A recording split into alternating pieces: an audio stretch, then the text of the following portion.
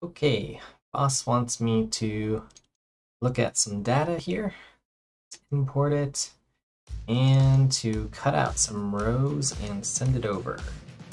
Let me figure out how to do that. Let me just navigate this program here. And let's see, we'll just cut out some of this data here and I'll delete the rows. And let's see. Let me shift to the left. Oops, I deleted everything. Let's see. Let me try again. Hi, my name is Mike.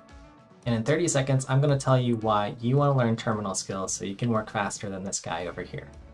Because working on the terminal can allow you to automate common tasks that you otherwise wouldn't be able to do on a graphical user interface. It can help you avoid mistakes and just work faster. Not to mention, in a remote world, you may need to connect to a machine somewhere else that you don't have a keyboard and a mouse to navigate. Plus, it's fun, plus it's fast, and it's going to increase your productivity.